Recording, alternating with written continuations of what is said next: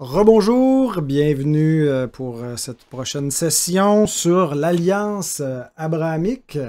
Alors, on poursuit. Je suis un petit peu enrhumé, donc c'est possible que ça soit un petit peu plus rauque que les dernières fois, que je boive un peu plus d'eau. Je vais en profiter pour faire de la pub pour Coram Deo. Et puis, ça se pourrait qu'à l'occasion, je doive me moucher, malheureusement. Alors, j'ai pas moyen, comme avec l'audio, de facilement mettre sur pause l'enregistrement. Donc, vous allez assister à tous ces petits inconvénients. Avant d'aller plus loin, on va faire un mot de prière. Notre Dieu, merci. Merci pour tous les dons, toutes les grâces, toutes les bénédictions que tu nous accordes en Jésus-Christ, ton Fils. Merci parce qu'on peut étudier les alliances de ta promesse et au travers d'elles, contempler ce royaume que tu as préparé depuis la fondation du monde et bâti au fil de l'histoire du monde pour qu'on puisse l'habiter éternellement. Merci pour notre roi Jésus-Christ et je te prie que tu puisses nous aider à contempler comment sa gloire a été révélée de manière mystérieuse et progressive dans les pages de l'Ancien Testament, jusqu'à ce que la parole soit faite chair et qu'elle vienne habiter parmi nous, parmi les hommes, pleine de grâce et de vérité pour manifester la gloire de Dieu. Et merci parce que lorsqu'on contemple la gloire de Christ, Seigneur, on est transformé en la même image de gloire en gloire pour lui ressembler. Et Seigneur, on est reconnaissant de ce merveilleux salut. Et on te prie au nom de celui qui est notre Sauveur Jésus-Christ. Amen. Alors, pas trop vite. On change de royaume après avoir vu le royaume de la création. On passe maintenant au royaume d'Israël, qui est bâti ou administré par trois alliances, l'alliance abrahamique, l'alliance mosaïque, l'alliance davidique.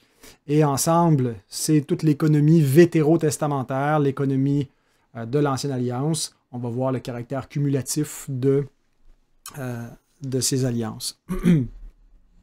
Alors, dans le royaume d'Israël, le mystère de Christ est révélé avec plus de clarté que ce qu'on peut voir dans le royaume de la création. Et maintenant, on va commencer avec l'alliance abrahamique et l'ensemble de ce royaume d'Israël sert un petit peu de patron, de type au royaume final, eschatologique, le royaume de Christ. Donc, le royaume d'Israël n'est pas le royaume de Dieu. C'est Dieu c'est son royaume d'une façon, mais quand Dieu parle de son royaume éternel, ce n'était pas le royaume d'Israël. Le royaume d'Israël est un royaume terrestre. Le royaume de Christ ou le royaume de Dieu, c'est synonyme dans la théologie que je vous présente, est un royaume céleste qu'il faut distinguer. Le rapport entre les deux, c'est que le royaume terrestre d'Israël est un type, est un peu un patron pour le royaume céleste de Christ. Donc, il y aura trois alliances à examiner et on commence par l'alliance abrahamique. Alors, il y a quatre choses qu'on va voir sur l'alliance abrahamique. On va voir le fondement de l'alliance, on va voir l'accomplissement de l'alliance, la nature de l'alliance et la progression de l'alliance. Alors, quand on arrive avec l'alliance abrahamique, avant l'alliance abrahamique, il n'y a pas de peuple d'alliance distinct parmi les êtres humains qui peuplent le royaume de la création. Il y a des élus, il y a des sauvés qui sont la lignée depuis Adam et Ève qui constitue la postérité d'Adam, de la femme, pardon, avec Abel qui est le juste, Caïn qui représente la postérité du serpent qui tue son frère, mais on voit se profiler deux postérités où il y a une tension. Et il n'y a plus beaucoup de justes à la veille du déluge. Il y a seulement Noé et sa famille qui sont sauvés de ce jugement. Mais Dieu n'établit pas encore un peuple.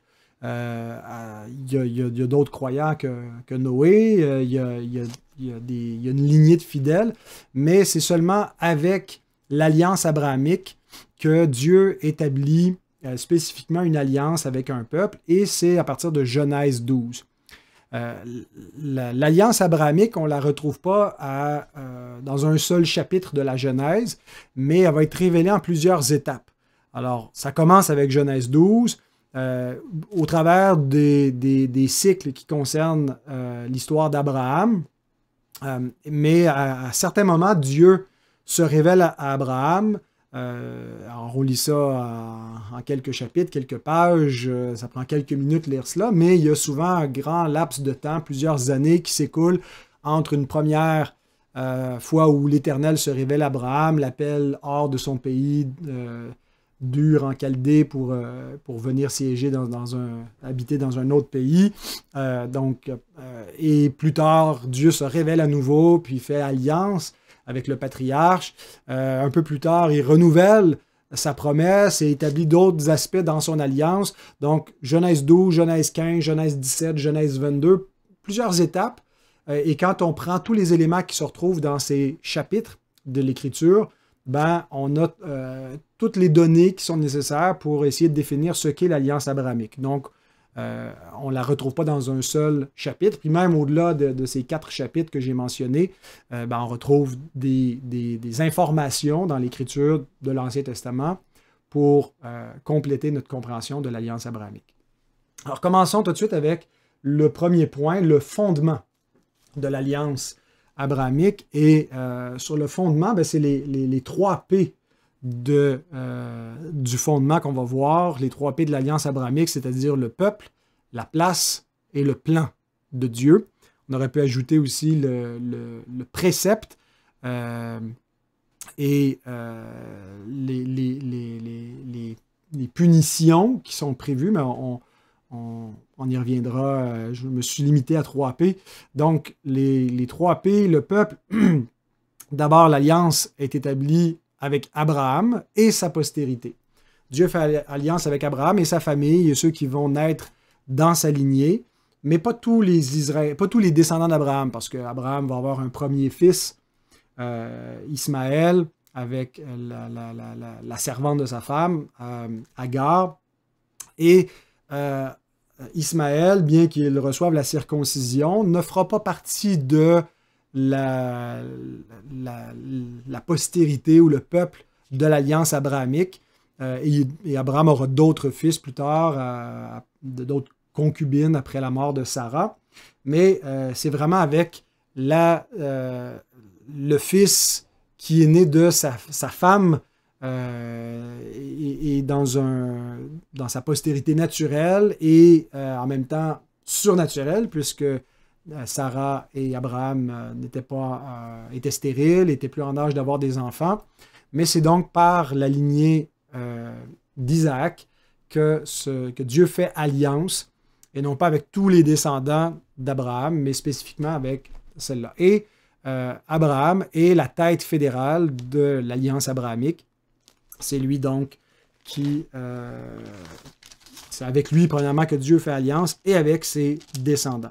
On lit dans Genèse 17.7. Je vais afficher certains textes à l'écran. D'autres, je vais simplement vous les lire à partir de ma copie de la Bible que j'ai devant moi. Et d'autres, je vais simplement vous donner les références parce que pour abréger, on ne va pas lire tous les textes. Mais je vais vous les donner pour que vous puissiez noter des passages et y revenir ou mettre sur pause la vidéo pour pouvoir aller consulter ces passages si vous le voulez. Donc, d'abord pour le peuple, Genèse 17, verset 7, Dieu dit « J'établirai mon alliance entre moi et toi, et tes descendants après toi, selon leur génération.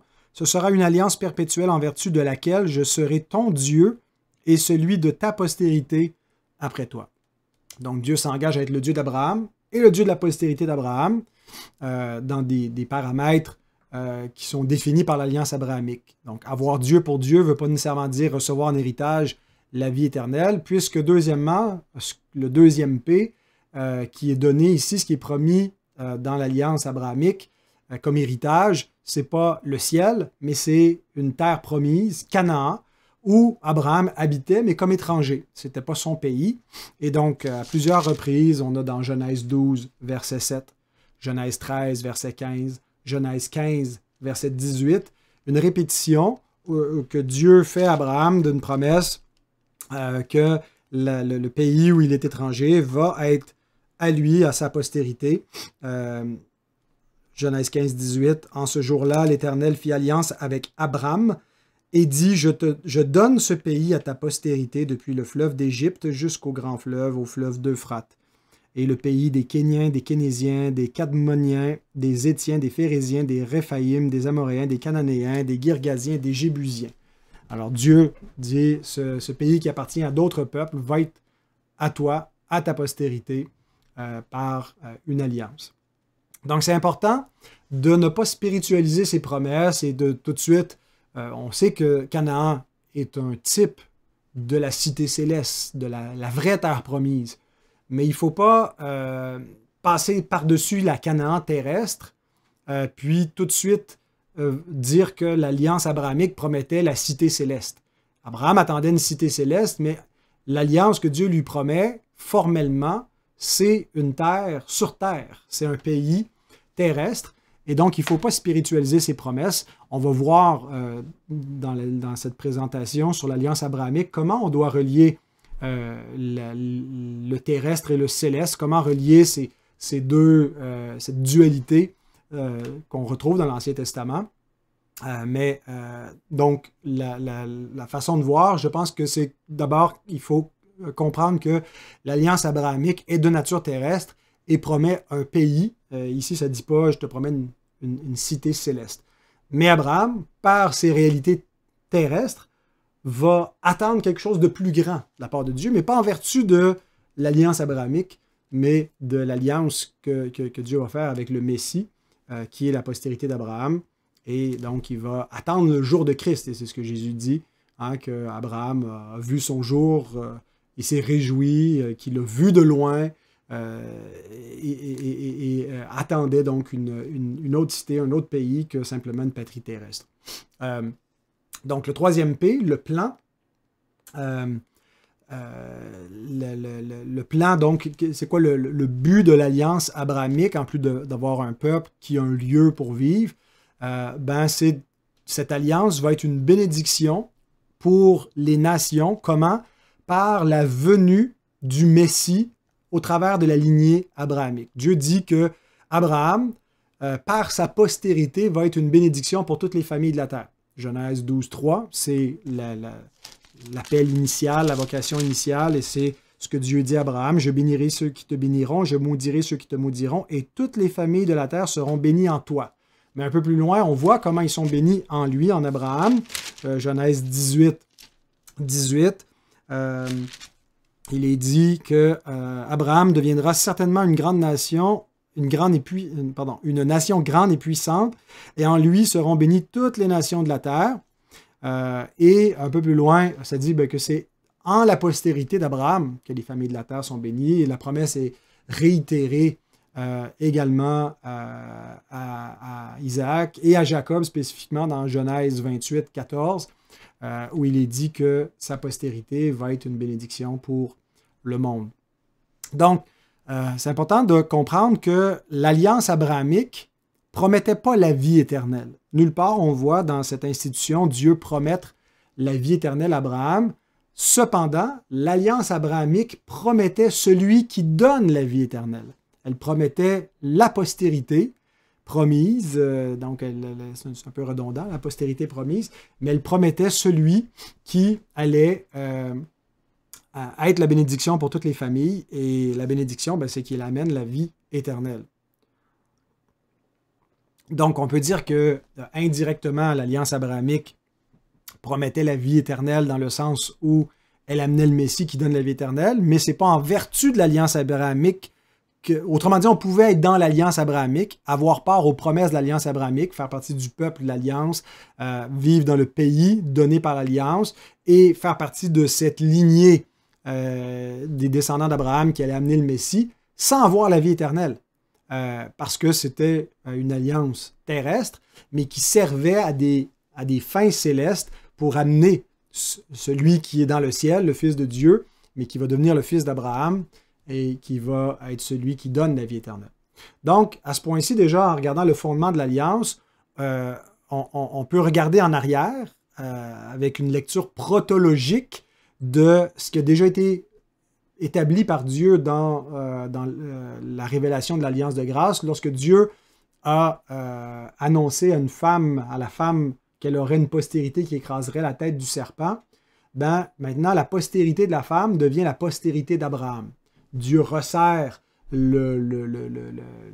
l'étau, mais l'entonnoir dans tous les descendants d'Adam et Ève, ben, c'est la famille d'Abraham qui est choisie pour amener la postérité promise. Donc, on a un rapport protologique entre l'alliance abrahamique et la promesse initiale de Genèse 3.15, mais on peut aussi faire une lecture eschatologique, pas simplement regarder en arrière puis se rappeler la promesse, mais regarder vers l'accomplissement ultime de la promesse dans la nouvelle alliance. Et donc, toute l'ancienne alliance, son but, Dieu est en train de mettre en place une structure terrestre pour engendrer la nouvelle alliance. Donc, l'ancienne alliance, elle est subordonnée et au service d'eux. En anglais, on dit subservient à la nouvelle alliance. Donc, le but de l'ancienne alliance, c'est d'amener le cadre nécessaire pour l'établissement de la nouvelle alliance qui va amener la bénédiction céleste.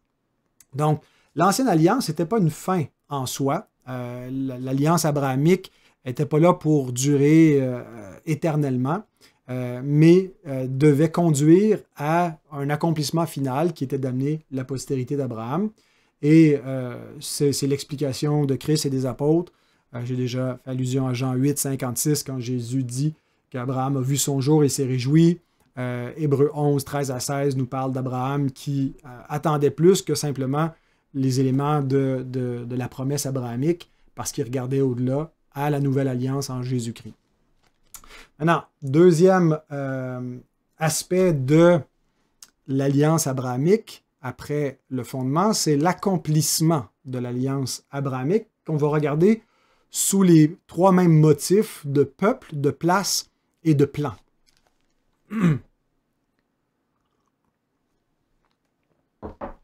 Alors, le point que je veux souligner par l'idée de l'accomplissement de l'alliance abrahamique, ben, c'est que l'alliance abrahamique s'est accomplie. C'est pas simplement quelque chose qui reste à venir parce que Dieu ne l'aurait pas encore accompli. L'Écriture nous dit que ce que Dieu a promis à Abraham, il l'a exécuté dans l'histoire. 1 Roi, chapitre 4, verset 20. Juda et Israël étaient très nombreux, pareils au sable qui est sur le bord de la mer. Ils mangeaient, buvaient et se réjouissaient.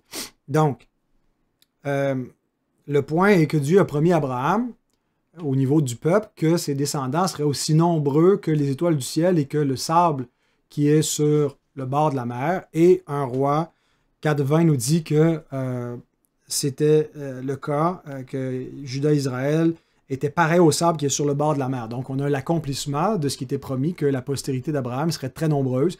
Hébreux 11.12 reprend cette même promesse sous l'angle de l'accomplissement. C'est pas simplement quelque chose à venir. Et on va voir que eschatologiquement, ça prend encore une plus grande proportion que simplement les descendants physiques d'Abraham, puisque les païens qui croient en Jésus-Christ deviennent la postérité d'Abraham, donc sa postérité augmente encore plus, c'est décuplé.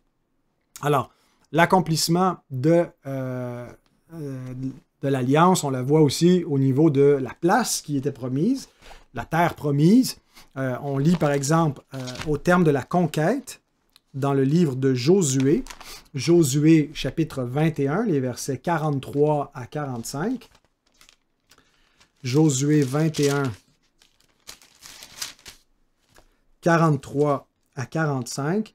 C'est ainsi que l'Éternel donna à Israël tout le pays qu'il avait juré de donner à leur père. Ils en prirent possession et s'y établirent. L'Éternel leur accorda du repos tout alentour, comme il l'avait juré à leur père. Aucun de leurs ennemis ne put leur résister, et l'Éternel les livra tous entre leurs mains. De toutes les bonnes paroles que l'Éternel avait dites à la maison d'Israël, aucune ne resta sans effet, toutes s'accomplirent. Alors, il y a des gens qui affirment que la promesse de Dieu envers Abraham, c'est jamais accompli parce qu'ils n'ont jamais vraiment possédé complètement le pays. L'Esprit de Dieu qui a inspiré les auteurs de la parole, les prophètes, affirme que même s'il a pu rester des ennemis ici et là sur le territoire, que l'essence de la promesse de Dieu a été accomplie et l'Écriture ne nous invite pas à attendre un accomplissement dans le millénium ou autre chose pour dire que vraiment la promesse que Dieu a faite à Abraham s'est accomplie. Il nous dit que tout ce que Dieu avait juré envers les pères, ben, il l'a accompli pour les fils. On a la même chose dans Néhémie 9, 7 à 8, où Néhémie déclare que Dieu a gardé sa promesse, qu'il leur a donné la terre, ils l'ont perdue, mais c'est pas parce que Dieu est infidèle, Dieu a accompli sa promesse. Et on voit l'accomplissement aussi au niveau du plan. C'était quoi le plan, le but de l'alliance abrahamique? C'était d'être une bénédiction pour les nations et pour toutes les familles de la terre, et pas seulement pour la famille d'Abraham. Et on le voit surtout complètement au bout de l'ancienne alliance, lorsque le but de l'ancienne alliance est atteint, c'est-à-dire d'amener la postérité physique d'Abraham, le Messie, qui va être la bénédiction pour toutes les nations. Et dans les récits de la Nativité, en particulier ce qu'on lit dans l'Évangile de Luc, au chapitre 1, on a les versets 54-55, qui fait allusion que, comme il l'avait dit à nos pères envers Abraham, sa postérité pour toujours, donc Dieu s'est souvenu de sa promesse, s'est souvenu de son alliance. Verset 68, béni soit le Seigneur, le Dieu d'Israël, de ce qu'il a visité et racheté son peuple. Comment est-ce qu'il le fait? Il nous a suscité un puissant sauveur dans la maison de David, son serviteur. On n'a pas juste l'alliance abrahamique, mais aussi davidique, mais on y reviendra. Et versets 72 à 75, c'est ainsi qu'il manifeste sa miséricorde envers nos pères et se souvient de sa sainte alliance, selon le serment par lequel il avait juré à Abraham, notre père, de nous permettre, après que nous serions délivrés de la main de nos ennemis, de le servir sans crainte, en marchant devant lui dans la sainteté et dans la justice tous les jours de notre vie. Donc, le but d'amener la postérité d'Abraham est accompli lorsque le Messie naît, et Luc nous dit que Dieu s'est souvenu, en fait c'est Zacharie qui nous rapporte les paroles, c'est Luc qui nous rapporte les paroles de Zacharie qui, sous l'inspiration de l'Esprit, déclare que la promesse et que le but de cette alliance est maintenant accompli. Dieu s'est souvenu de son alliance et il a envoyé le Messie. Et donc, Christ va être la bénédiction pour toutes les nations et non pas simplement pour les descendants d'Abraham. Et donc, les bénédictions que Christ va apporter ne sont pas propres à l'alliance abrahamique. L'alliance abrahamique promet simplement un peuple qui est le peuple d'Israël et pas les païens.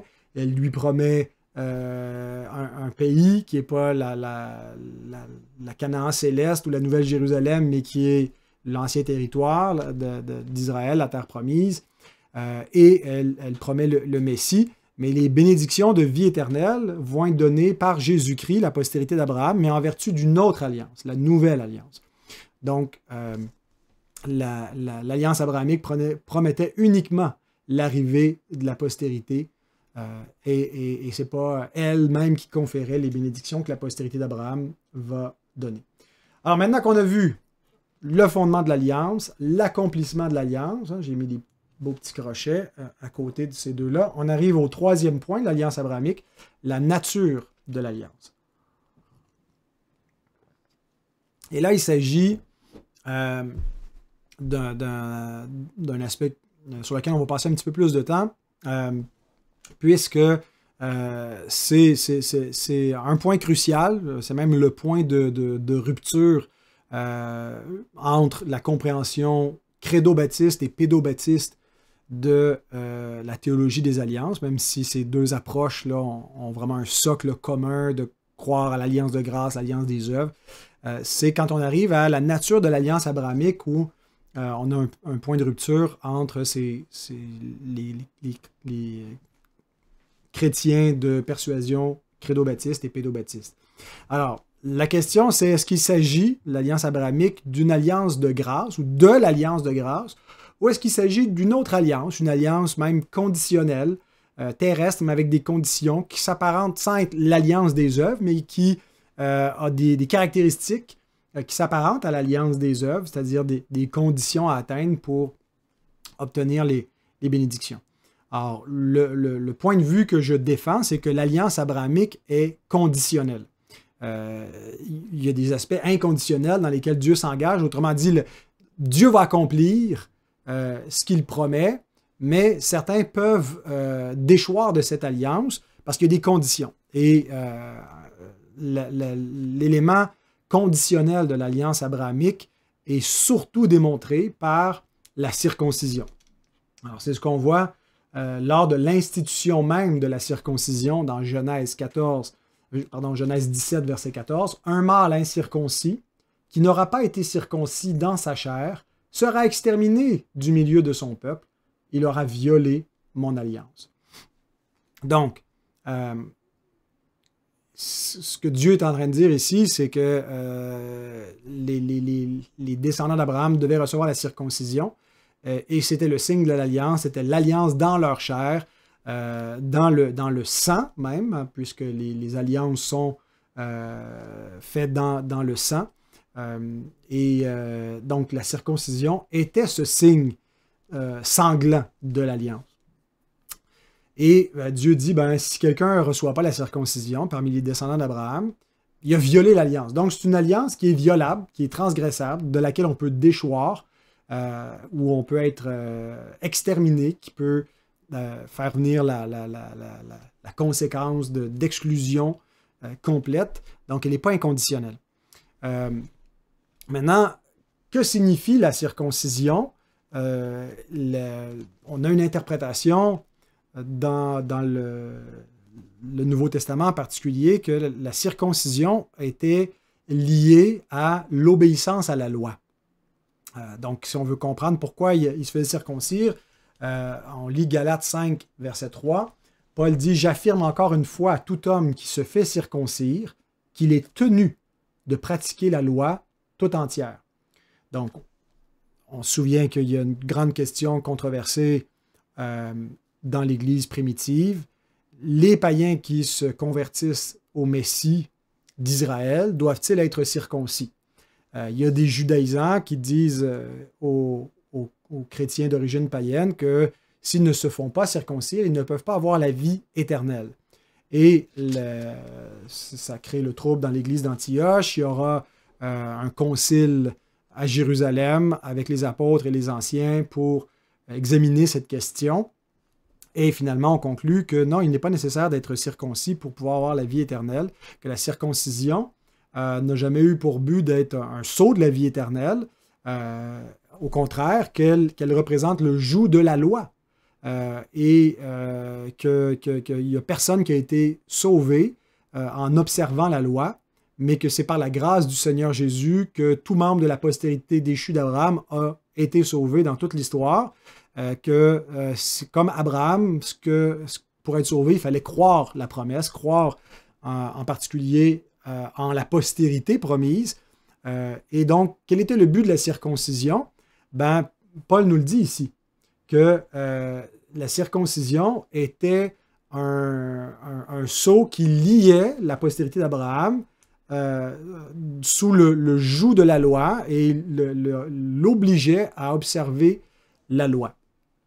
Et donc, la circoncision, souvent quand on pense à la loi, on pense à Moïse, on pense à l'alliance mosaïque, et quand on pense à Abraham, on se dit, Abraham, c'est la grâce. Mais pourtant, Paul nous dit ici que la circoncision qui n'est pas venue par Moïse, mais qui est venue par Abraham, elle représente le fait d'être lié à l'observation de la loi. Et d'ailleurs, Étienne, dans son discours devant le Sanhédrin, dit que Dieu a donné à Abraham l'alliance de la circoncision. Donc, il ne l'appelle pas l'alliance abrahamique, mais il l'appelle l'alliance de la circoncision. Et l'alliance de la circoncision, si on revient, Paul nous dit, veut dire observer la loi, accomplir la loi. Alors, ma compréhension, c'est que la circoncision était le gage de mort qui liait la postérité d'Abraham à l'obéissance à la loi. On se souvient qu'on a vu en introduction qu'une alliance est inaugurée dans du sang, sur des corps morts, que On prend des animaux qu'on coupe, qu'on offre en sacrifice, on passe au milieu, puis c'est un gage de mort où on dit, ben, si on ne respecte pas l'alliance, qu'il nous arrive ce qui est arrivé à ces animaux, que notre corps soit livré en pâture aux oiseaux du ciel. On prend sur nous la malédiction de mort pour accomplir l'alliance. Ben, la circoncision, c'est le gage de mort, c'est le sang qui lie la postérité d'Abraham en vue de quoi, dans quoi il s'engage à observer la loi, à observer la justice. Et l'objectif de l'alliance abrahamique, c'est que la postérité d'Abraham doit accomplir la loi complètement pour que la promesse faite à Abraham puisse être accomplie. Et c'est dit tel quel dans l'institution de l'Alliance abrahamique, Genèse 18, 18 à 19.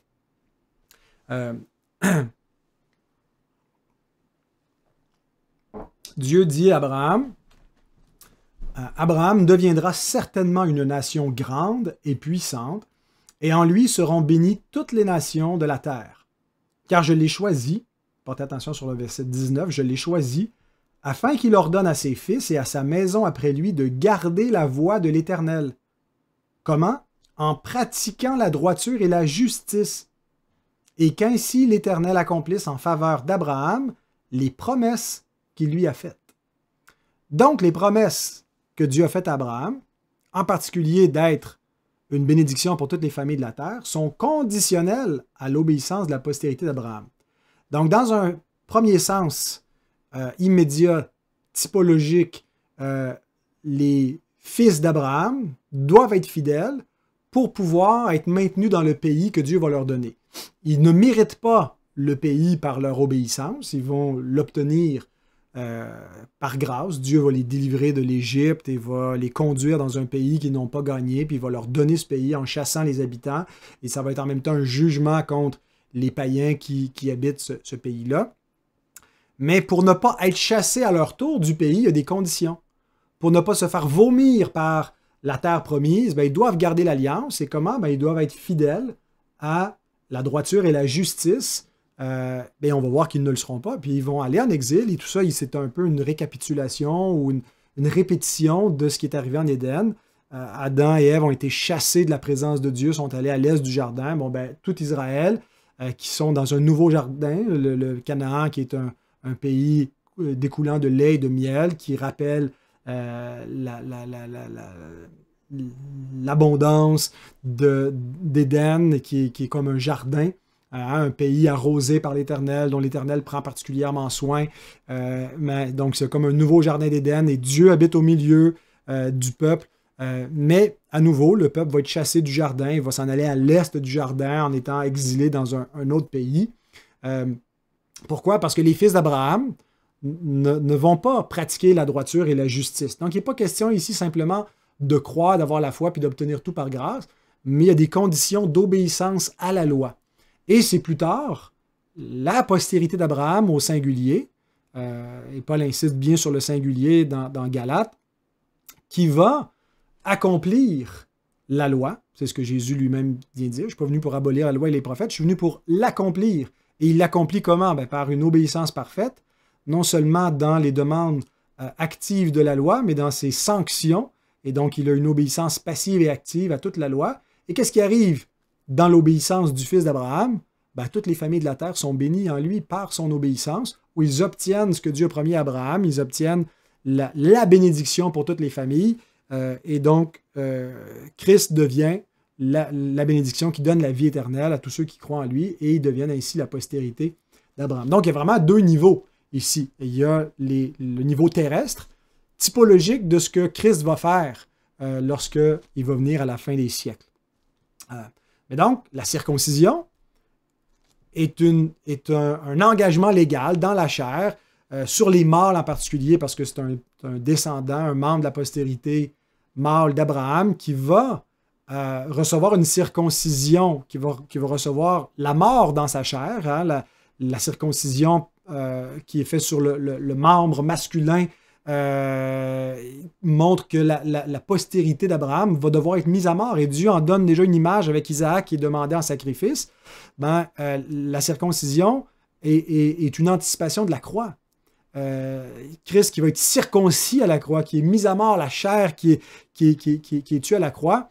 Mais en même temps, ça montre la nécessité qu'il y ait une mortification, hein, parce que la circoncision montre que c'est le péché qui doit être mis à mort, c'est pas simplement externe, c'est dans le cœur, circonciser vos cœurs. Alors tout ça a une portée beaucoup plus grande, mais la circoncision montre donc le gage à la mort pour observer la loi et le fait que Christ va devoir mourir à la croix pour pouvoir accomplir la loi. Maintenant, il y a quelques objections qu'on entend parfois vis-à-vis de cette lecture de l'Alliance abrahamique, en particulier des objections du camp presbytérien, pédobaptiste, parce qu'on a tendance à voir l'Alliance abrahamique comme étant l'Alliance de grâce, comme étant uniquement la promesse. Donc, certains pédobaptistes seraient d'accord avec l'explication conditionnelle de la loi pour Moïse, mais pas pour Abraham. Pourquoi? Parce qu'Abraham, c'est une alliance de grâce, et puis l'alliance est faite avec Abraham et ses descendants. Donc, si c'est la même alliance dans laquelle nous entrons, nous devons, nous aussi, circoncire nos enfants, mais non pas par la circoncision, mais par le baptême qui remplace la circoncision. Et donc, pour eux, la nouvelle alliance, c'est l'alliance abrahamique. Et c'est une alliance de grâce inconditionnelle qui donne que des cadeaux et qui n'est pas conditionnelle, et que l'exigence d'obéissance à la loi que Dieu donne à Abraham, qu'on vient de lire juste avant, pour eux, ce serait simplement que Dieu, comme Dieu demande aux chrétiens de garder sa loi, c'est pas pour mériter les promesses, mais pourtant ici, c'est bien ce qui est dit, c'est que en pratiquant la droiture et la justice, les fils et ultimement le fils d'Abraham, Jésus, Dieu va amener Dieu va accomplir en faveur d'Abraham les promesses qu'il lui a faites. Donc, c'est en vertu de l'obéissance. Et pas simplement que l'obéissance découle de la grâce, mais l'obéissance ici mérite les bénédictions. Alors, quelles sont les objections? La première, c'est que certains vont dire que la circoncision n'était pas un sceau ou un gage de mort qui obligeait à la loi, mais elle était plutôt le sceau de la justification obtenue par la foi. C'est ce qu'on lit dans Romains 4, 11 et 12. Mais tout de suite, la réponse que j'apporte à cet argument, c'est que la circoncision d'Abraham avait une signification unique à son statut de père des circoncis et de père des incirconcis qui croient. Autrement dit, on ne peut pas prendre Romains 4, 11 et 12 pour expliquer ce que signifiait la circoncision pour tous les circoncis. Mais Romains 4, 11 et 12 nous dit ce que signifiait la circoncision d'Abraham, parce qu'Abraham a un rôle unique dans l'histoire du salut, celui d'être le père des circoncis et des incirconcis qui croient. Romains 4, 11 et 12, il reçut le signe de la circoncision comme sceau de la justice qu'il avait obtenue par la foi quand il était incirconcis, afin d'être le père de tous les incirconcis qui croient. Abraham a été justifié alors qu'il n'était pas circoncis. Donc la circoncision ou le fait d'être juif n'est pas nécessaire à la justification, c'est la foi. Et Abraham a été justifié alors qu'il était un païen, on va dire, il était incirconcis, pour que la justice leur soit aussi imputée, et le père des circoncis, qui ne sont pas seulement circoncis, mais encore qui marchent sur les traces de la foi de notre père Abraham quand il était incirconcis. Donc, Abraham est aussi le père des circoncis, mais ce n'est pas suffisant s'ils sont seulement circoncis. Si vous êtes, Jésus va dire ça, et Jean-Baptiste et les apôtres, si vous êtes simplement circoncis, et c'est tout, Abraham n'est pas votre père. Votre père, c'est le diable. Vous avez pour père le diable, vous êtes une engeance de vipère ou des fils de la vipère. Pour qu'Abraham soit votre père, vous devez avoir la foi d'Abraham. Et c'est ce que Paul dit ici. Il faut qu'il marche sur les traces de la foi de notre père Abraham. Et donc, Abraham est le père, et Dieu, et c'est un quand vient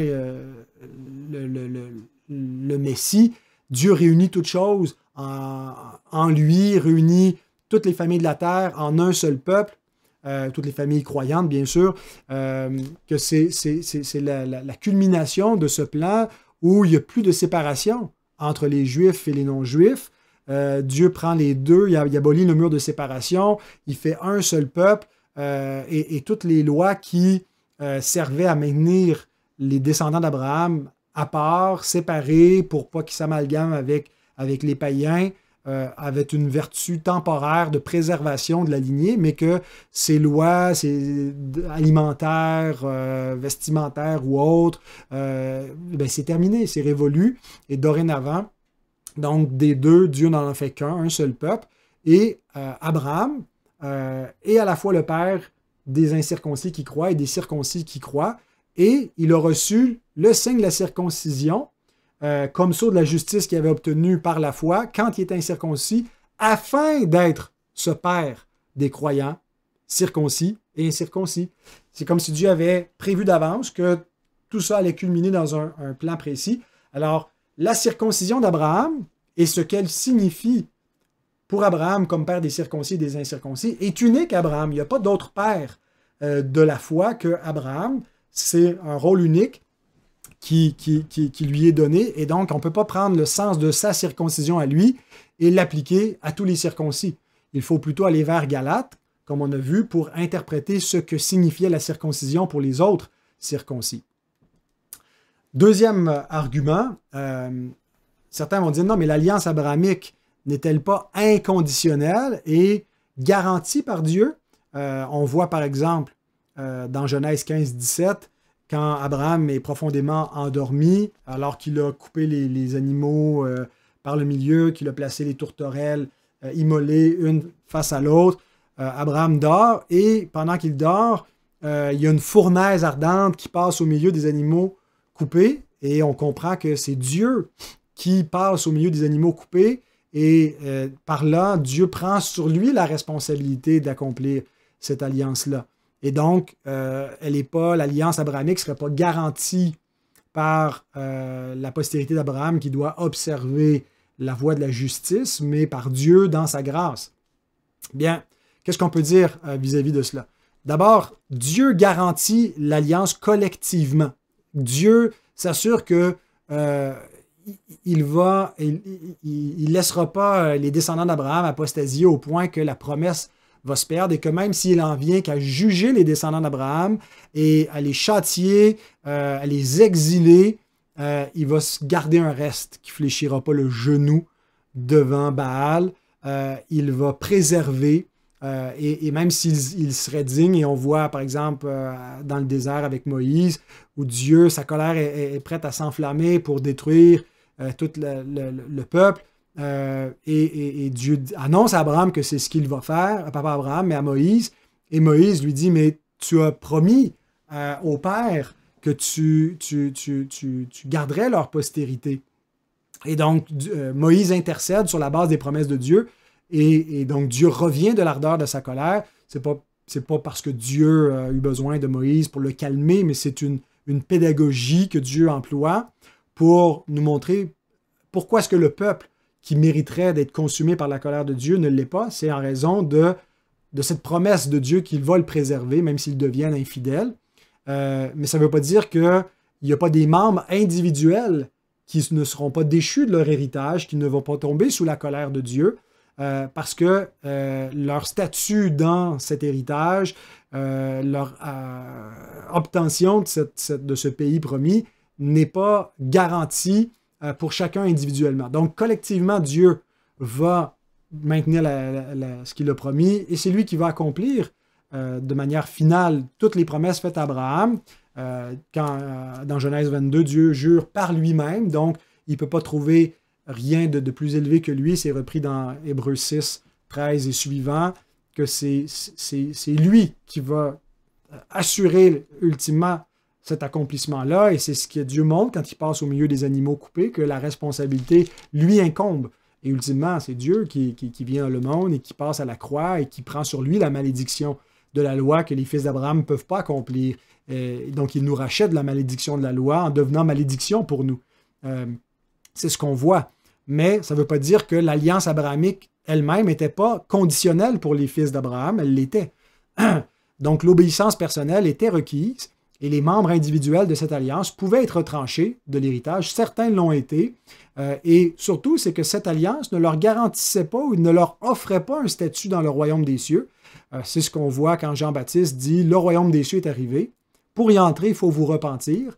Et ne pensez pas en vous-même, ah ben nous avons Abraham pour père. Ça ne vous donne aucun statut dans le royaume des cieux. Vous ne pouvez pas entrer dans le royaume messianique.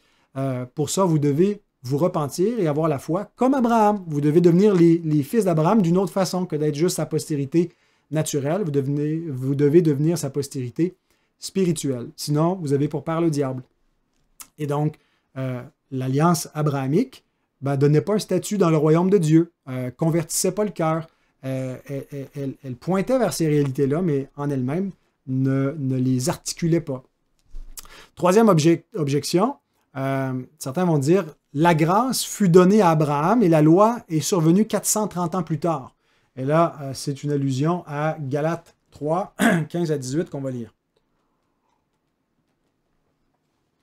Donc, l'idée d'amalgamer Abraham avec Moïse et de faire d'Abraham une alliance conditionnelle contredit Galates 3, 15 à 18, qui nous dit « Frères, je parle à la manière des hommes, un testament en bonne forme, bien que fait par un homme, n'est annulé par personne et personne n'y ajoute. » Donc, Paul dit, si on prend dans la sphère humaine, quand il y a un testament, quand il y a un contrat, quand il y a un engagement, une alliance, on respecte les termes.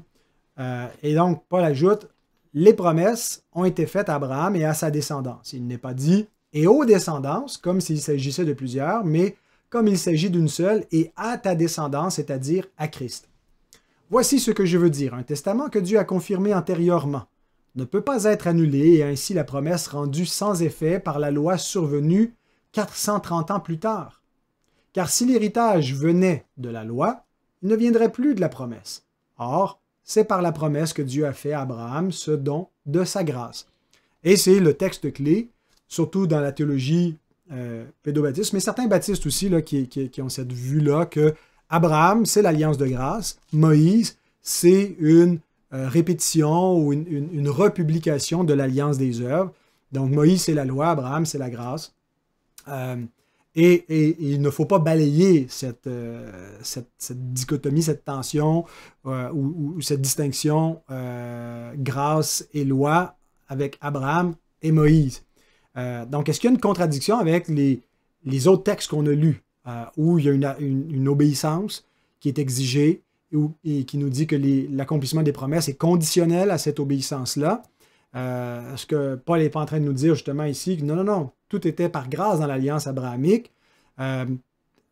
Est-ce qu'on pourrait même voir qu'il y a comme une dualité loi et grâce à l'intérieur de l'alliance abrahamique, comme certains font, un peu, je pense que dans la théologie catholique romaine, mais certaines pensées réformées, la nouvelle perspective sur Paul, ce qu'on appelle la vision fédérale, Federal Vision, de Doug Wilson et compagnie, la vue de Norman Shepherd ou Baxter comme puritain qui faisait intervenir la nécessité d'une obéissance, d'une persévérance pour obtenir la justification. Et donc, autrement dit, que la grâce de Dieu serait conditionnelle à l'obéissance, ou en tout cas qu'on essaie de trouver une façon d'articuler qu'on est dans l'alliance par grâce, mais que notre maintien dans l'alliance de grâce dépend aussi de notre obéissance, ou en tout cas de notre persévérance. Il y a une place pour le pardon de Dieu, mais il y a vraiment un danger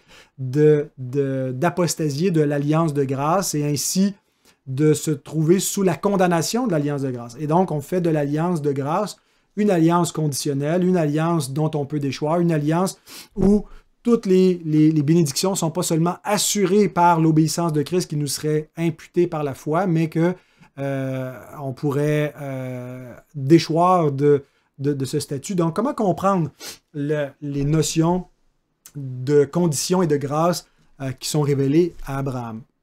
Je pense que tout s'explique par la dualité de l'alliance abrahamique et il ne faut pas s'arrêter à Galates 3. Pour comprendre Galates 3, il faut se rendre jusqu'à Galates 4.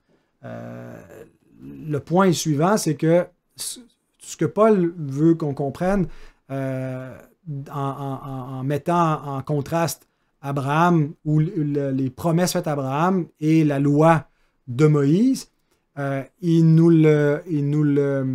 l'incarne un peu mieux dans l'histoire de la rédemption et dans la personne d'Abraham et dans l'alliance abrahamique au chapitre suivant, où on voit comment ça s'articule dans l'alliance de la circoncision, cette dualité. Alors lisons Galates 4, 22 à 27. « Car il est écrit qu'Abraham eut 2 fils, un de la femme esclave et un de la femme libre. Ismaël, la femme esclave, Agar, et Isaac, la femme libre, Sarah. Mais celui de l'esclave naquit selon la chair, c'est-à-dire par les efforts d'Abraham d'accomplir ce que Dieu lui a promis, par l'ingéniosité de ses propres capacités, moyens. Et donc, il n'est pas venu miraculeusement, mais par un moyen charnel. Donc, celui de l'esclave naquit selon la chair, et celui de la femme libre naquit en vertu de la promesse. Dieu dit non, je te promets quelque chose que tu ne peux pas faire, qui est impossible pour toi, et je te promets une postérité que tu ne peux pas amener, que c'est moi qui va te donner. Donc, Dieu fait un miracle, et tout ça anticipe la naissance miraculeuse de celui que l'humanité ne pouvait pas engendrer, le sauveur du monde, qui est Christ, mais qui passait par Isaac, et on a une typologie en Isaac du vrai Isaac céleste qui est le Fils promis. Donc, un qui va naître en vertu de la chair, l'autre en vertu de la promesse. Verset 24. Ces faits ont une valeur allégorique.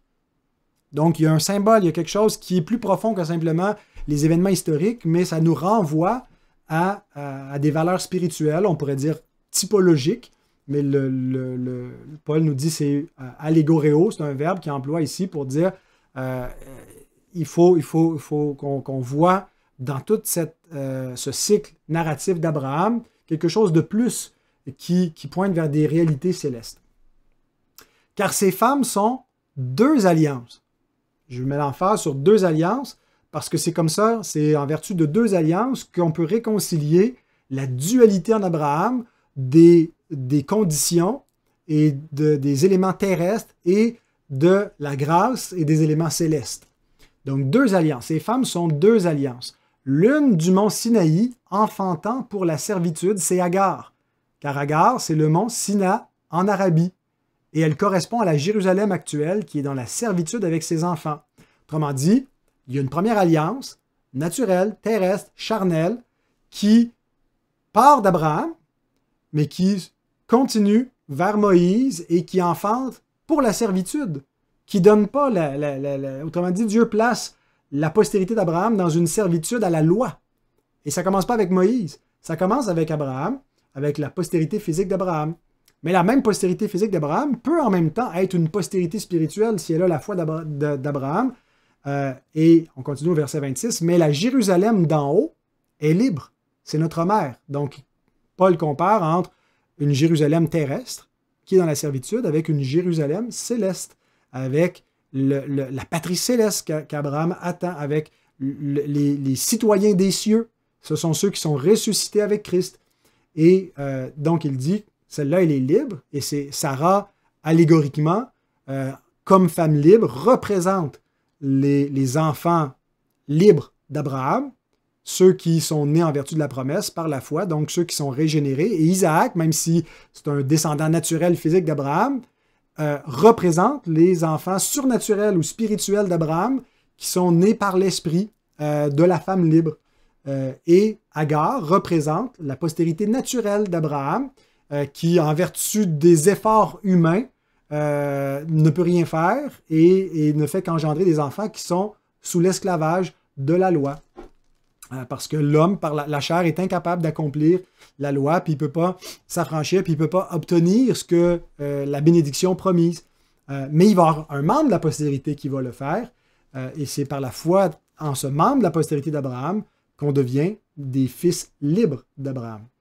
Verset 27. « Car il est écrit, réjouis-toi stérile, toi qui n'enfantes point, éclate et pousse des cris, toi qui n'as pas éprouvé les douleurs de l'enfantement, car les enfants de la délaissée, les enfants de Sarah, parce qu'elle était délaissée, seront plus nombreux que les enfants de celle qui était mariée ou de celle qui a le mari. » Si on regarde le texte de l'Ancien Testament qui est cité, c'est pas que Agar était mariée avec Abraham, mais Sarah a été délaissée pendant un temps, mais il lui est dit « Réjouis-toi, toi qui es stérile, parce que tes enfants vont être plus nombreux. » Et en même temps, c'est une espèce de parabole que les païens vont devenir plus nombreux comme membres de l'Alliance que les enfants naturels d'Abraham. Eux vont être dans la servitude, ils ne vont pas entrer dans la vraie terre promise, ils ne vont pas entrer dans le repos de Dieu. Et en fait, toute l'ère du Nouveau Testament, c'est ce chevauchement ou cette offre qui est faite du salut premièrement aux Juifs, mais qui s'endurcissent, et c'est les païens qui les remplacent ou c'est pas que les Juifs ne peuvent pas entrer, ça leur est offert aussi, mais la plupart s'endurcissent, c'est ce que Jésus dit. Le royaume vous sera enlevé, sera donné à une nation qui emportera les fruits. Donc, quelques remarques à partir de Galates 4 et sur la dualité de l'alliance abrahamique avec la dualité qu'on voit en particulier dans ce texte-là. Donc, la première remarque, Abraham a deux postérités. Abraham a une postérité naturelle et spirituelle. J'ai déjà mentionné, cité Romains 4, 11 et 12, où on voit que sa circoncision lui était donnée pour montrer son statut unique de père des circoncis et des incirconcis. Donc, il y a une double paternité, mais ici, c'était des circoncis et des incirconcis qui sont aussi des frères, qui sont des fils spirituels d'Abraham. Mais on voit un peu plus loin dans Romains chapitre 9, que Abraham a deux postérités, naturelles et spirituelles. Car tous ceux qui descendent d'Israël ne sont pas Israël. Donc, tous ceux qui descendent d'Israël ne sont pas l'Israël de Dieu, parce qu'il y a deux Israël. Il y a un Israël national, selon la chair, puis il y a un Israël spirituel, qui est les croyants, circoncis et incirconcis. Et bien qu'ils soient la postérité d'Abraham, ils ne sont pas tous ses enfants. Ils sont la postérité d'Abraham, ils sont une postérité naturelle, mais ils ne sont pas tous les enfants d'Abraham, les héritiers de la promesse céleste. Mais il est dit en Isaac, tu auras une postérité appelée de ton nom, c'est-à-dire que ce ne sont pas les enfants de la chair qui sont enfants de Dieu, mais que ce sont les enfants de la promesse qui sont regardés comme la postérité. Donc, qui est la vraie postérité d'Abraham? Les deux sont la vraie postérité. Mais il y a une vraie postérité naturelle qui ne donne pas de statut dans le royaume des cieux, dans la nouvelle alliance. Et il y a en même temps, parallèlement, un Israël spirituel qui sont les enfants de la promesse, ceux qui ont la foi d'Abraham, qui donc sont la postérité d'Abraham, et ça inclut pas juste des circoncis, mais des incirconcis. Les circoncis qui croient sont non seulement la postérité naturelle d'Abraham, mais aussi sa postérité spirituelle, comme Paul était circoncis. Il était juif dans un double sens, nationalement, physiquement, naturellement, mais il l'était spirituellement. Mais il y a des juifs qui sont naturellement juifs sans l'être spirituellement, puis il y a des non-juifs qui sont spirituellement juifs parce qu'ils ont la circoncision du cœur, ils sont la postérité d'Abraham. C'est ce que Paul dit dans Galates, que si vous êtes à Christ, vous êtes donc la postérité d'Abraham, vous des païens. Galates 4, 28 à 31, le reste du texte qu'on n'a pas lu, nous montre que les deux postérités n'ont pas le même héritage. Que dit l'Écriture? Chasse l'esclave et son fils, parce qu'ils n'hériteront pas. Ils ont un héritage terrestre, ils sont dans la servitude. Oui, ils ont eu une Jérusalem terrestre, ils ont eu un pays, mais c'était pour un temps, c'était transitoire, c'était pour les amener vers le royaume des cieux. Mais ils l'ont rejeté parce qu'ils sont restés dans cette idée qu'ils pouvaient accomplir la loi, qu'ils pouvaient mériter leur entrée dans le royaume de Dieu. Mais ils sont chassés comme Agar et son fils Ismaël ont été chassés loin de l'héritage d'Isaac. Et tout ça était allégorique. Isaac, qui est la postérité naturelle, symbolise la postérité spirituelle, qui reçoit l'héritage. Et donc, nous avons l'héritage céleste. Donc voilà, Abraham a deux postérités, spirituelles et naturelles. Ces deux postérités, ça c'est très important, procèdent de deux alliances. L'alliance de la circoncision et l'alliance de la promesse. Ou plutôt, une promesse révélée à Abraham au travers de l'alliance de la circoncision. Alors certains posent la question, est-ce que vous voulez dire, donc vous les baptistes, qu'il y aurait deux alliances abrahamiques, une alliance abrahamique selon la chair et une alliance abrahamique selon l'esprit, une alliance abrahamique terrestre, physique et une alliance abrahamique spirituelle qui devient l'alliance de grâce? Pas tout à fait. Il y a une seule alliance abrahamique formelle et c'est l'alliance de la circoncision. C'est l'alliance qui mène à Sinaï et qui, cumulée à Moïse et David, est l'ancienne alliance. Donc, l'alliance abrahamique, c'est cette alliance terrestre, c'est cette alliance de la servitude. Mais la nouvelle alliance de grâce a été révélée à Abraham. Et non seulement a été révélée à Abraham, mais a été révélée par l'alliance abrahamique. Comment? Sous la forme d'une promesse. Comment? Ben, Dieu a promis la postérité qui allait accomplir la justice, qui allait observer la loi pour amener la bénédiction aux familles de la terre. Et le seul moyen d'obtenir la justice qui découle de cette promesse, ben, c'était de croire, c'est d'avoir la foi. Et Abraham crut la promesse que Dieu lui a faite. Et Abraham, j'irai plus loin, a cru en sa postérité. C'est ce que dit Jésus. Abraham a vu mon jour et s'est réjoui. Autrement dit, il a déjà eu la joie du salut en croyant en moi, son fils, qui allait venir.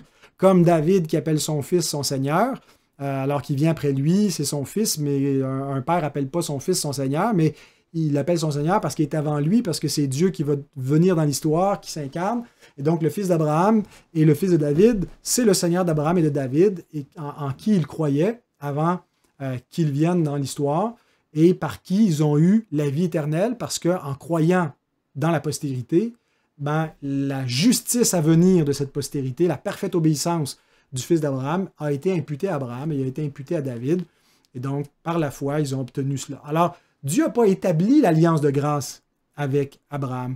Dieu a établi l'alliance de la circoncision, mais au travers de l'alliance de la circoncision et par des promesses, Dieu a révélé la nouvelle alliance de grâce. Dieu a révélé Christ qui a permis à Abraham d'être sauvé. Et c'est ce que Paul nous dit dans Galates 3, que c'est par la promesse que Dieu a faite à Abraham qu'on est sauvé. Et la loi détaillée qui est venue 430 ans plus tard ne servait pas à remplacer la promesse.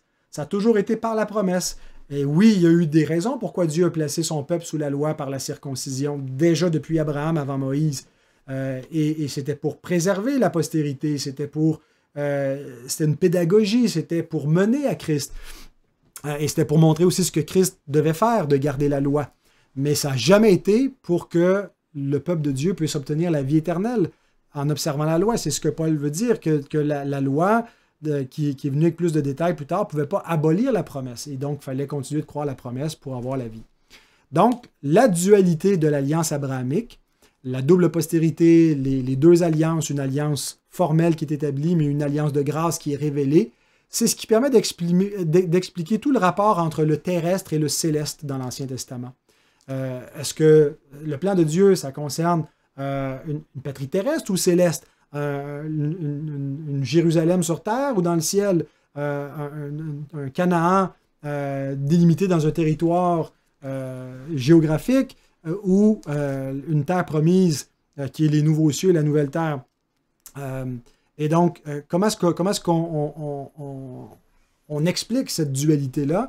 Et la dualité conditionnelle-inconditionnelle, la dualité loi-évangile, ben c'est en vertu, non pas où on mélange tout ça en une seule promesse, en une seule alliance, où on mélange toutes ces données-là, puis là, on est à la fois dans du terrestre et du céleste, mais la cohabitation des réalités terrestres dans l'attente de la patrie céleste procède de deux alliances. L'alliance abrahamique, qui est la base de l'ancienne alliance, et la révélation de la nouvelle alliance de grâce, mais qui est seulement pour plus tard, qui est seulement à ce moment-là une promesse. Mais lorsque la promesse est accomplie, ben, tout ce qui était transitoire pour l'amener, l'alliance abrahamique et toute l'ancienne alliance, prend fin. Elle n'est plus nécessaire. C'était pour mener au céleste. Et donc,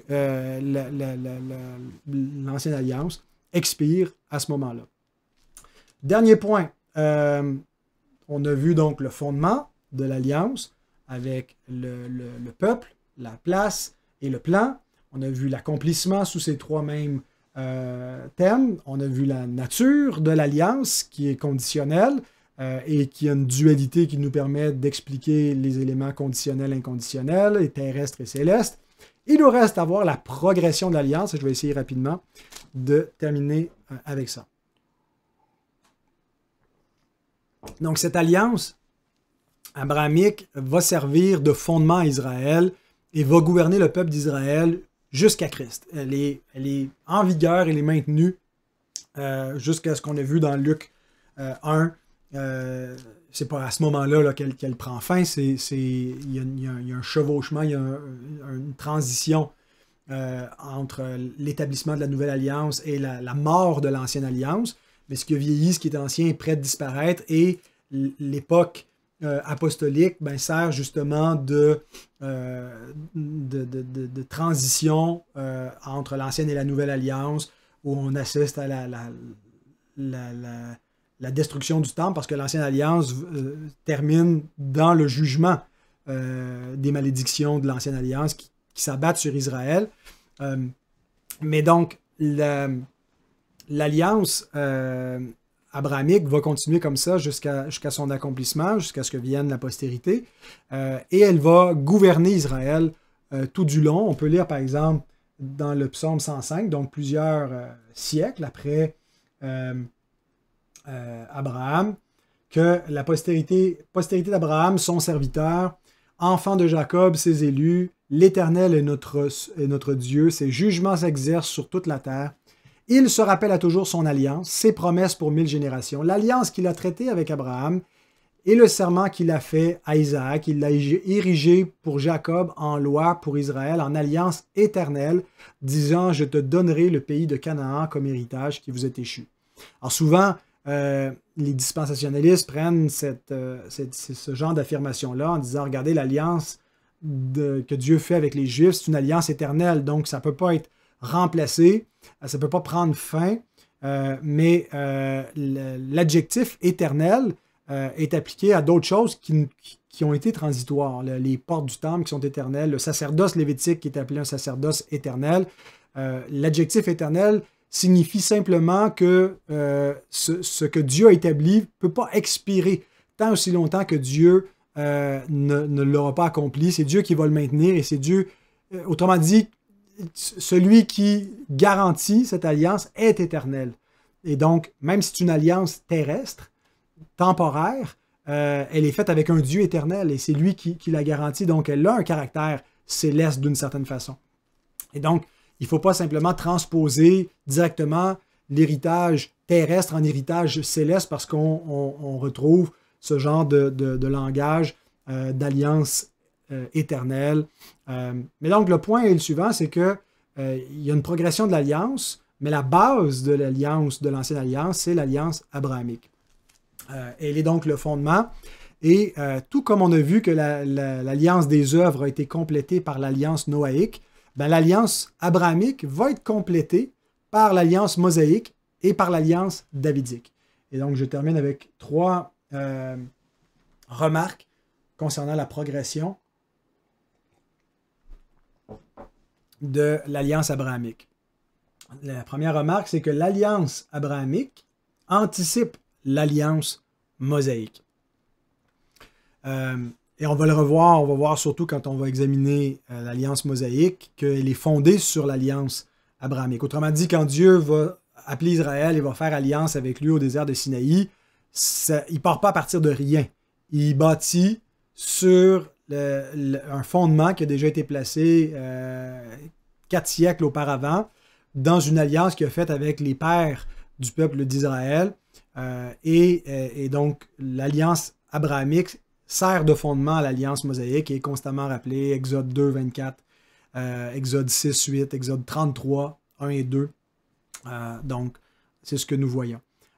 On voit aussi que la circoncision qui exigeait la pratique de la droiture et de la justice, Genèse 18, 19, c'est quoi exactement la droiture et la justice que Dieu veut qu'on pratique? Là, la loi qui est inscrite dans notre conscience, ben, Dieu va donner un code d'obéissance à l'alliance qui va être défini par la loi de Moïse.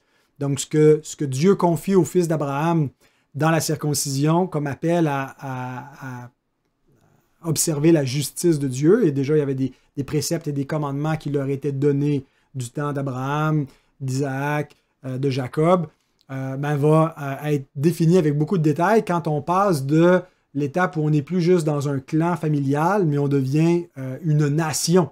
Puis on a besoin de lois pour vivre dans un pays, des lois civiles et des lois cérémonielles. Donc le code mosaïque vient compléter l'exigence de la circoncision. Alors il est vraiment impossible de séparer l'alliance mosaïque de son fondement abrahamique. Deuxième remarque, l'alliance abrahamique anticipe l'alliance davidique. Quand Dieu fait alliance avec Abraham, il annonce entre autres qu'il va y avoir des rois qui vont sortir de ses reins. Genèse 17, verset 6. Je te rendrai fécond à l'infini, je ferai de toi des nations et des rois sortiront de toi. Et donc, oui, il y a peut-être eu d'autres rois parmi les différents peuples, descendants d'Ismaël ou des autres fils d'Abraham, mais je pense que les rois en question, c'est les rois de la lignée par Isaac, par Jacob et non pas Ésaü, et en particulier par Juda, un des 12 fils de Jacob qui est choisi pour être la tribu royale, même si c'est pas lui qui a le droit d'aînesse. Ruben est supplanté, Siméon, Lévi également, et c'est Jacob et c'est Juda, le quatrième fils, qui devient un peu le premier parmi ses frères, et c'est de lui que va venir les rois, et le roi des rois, le Christ. Et donc, à plusieurs reprises, Genèse 17, 6, verset 16, 35, 11, 49, 8 à 10, où c'est vraiment ici dans la bénédiction d'Israël envers Juda, où on retrouve cette anticipation de l'alliance davidique, en raison de la royauté. Parce que Dieu promet des rois pour gouverner ses descendants, les fils d'Abraham, et éventuellement un roi qui va paître toutes les nations. Et donc, les détails de cette royauté messianique vont être donnés dans l'alliance davidique, mais la base ou l'attente de l'alliance davidique est déjà établie dans l'alliance abrahamique, dans les promesses que Dieu fait à Abraham, qu'il y aura des rois qui vont sortir, surtout le roi. Et donc, ça n'arrive que sous David, cette réalité, l'accomplissement. Troisièmement, l'alliance abrahamique anticipe la nouvelle alliance, mais ici, il est important de faire une distinction. Abraham, Moïse, David sont des alliances qui se développent de manière organique, en une seule structure organique, un seul royaume organique, le royaume d'Israël et l'ancienne alliance. Donc, ce sont trois alliances cumulatives qui n'en forment qu'une ultimement, même si on les distingue, mais on ne peut pas les séparer, elles sont imbriquées. Et donc, on voit cette relation organique entre elles. La nouvelle alliance, elle est distincte de l'ancienne alliance. L'ancienne alliance est un peu l'infrastructure pour établir la superstructure céleste. L'ancienne alliance prend place au niveau terrestre, mais elle bâtit, elle est un petit peu comme l'échafaudage qu'on met quand on est en train de bâtir une maison. On a des échafauds tout le tour et on est en train de construire la maison. Puis une fois que la maison est construite, on enlève les échafauds, puis on vient habiter la maison. Bon, ben, l'ancienne alliance, c'est tout le système d'échafaudage qui servait à amener la construction de la maison, et Christ vient qui bâtit la maison, et il invite le peuple qui servait d'infrastructure terrestre pour habiter cette superstructure céleste à entrer dans la maison de Dieu. Et donc, plusieurs vont s'endurcir et vont refuser d'y entrer, mais la pierre qu'ont rejetée ceux qui bâtissaient devient la principale, celle de l'angle, et ça devient la maison de Dieu, une maison en esprit. Et donc, l'ancienne alliance n'était pas organiquement une avec la nouvelle alliance. Alors, la notion qu'on retrouve dans la Confession de foi de Westminster, que l'ancienne et la nouvelle alliance sont deux administrations d'une même alliance de grâce, moi je la rejette catégoriquement. il s'agit de deux alliances distinctes qui n'ont pas la même substance parce qu'elles ne sont pas basées sur les mêmes promesses, elles ne sont pas de même nature. Elles ont une relation, c'est pas comme si Dieu fait deux plans complètement séparés. L'ancienne alliance sert d'infrastructure, sert d'échafaudage et elle est au service subservient, elle est soumise dans le but d'amener le plan de Dieu de la nouvelle alliance. Mais elle est distincte, cette nouvelle alliance. Mais l'alliance abrahamique l'anticipe, la laisse entrevoir, parce que l'alliance abrahamique en est une typologie, par sa place, par son peuple, par ses promesses, par ses préceptes, par ses pénalités. Donc, on n'a plus juste 3 P, on a les 5 P.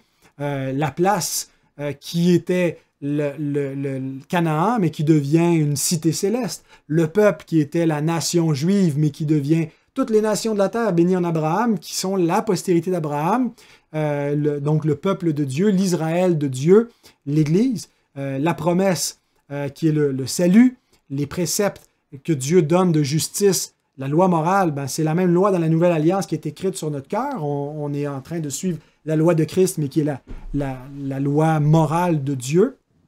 Et les pénalités, donc où ils étaient retranchés de l'Alliance, il n'est pas possible d'être retranché de la Nouvelle Alliance si on en est véritablement membre, puisque Christ a tout accompli. Cependant, ce jugement qu'on retrouve dans l'Ancienne Alliance prend une proportion beaucoup plus terrible dans un jugement éternel qui va être administré par Christ.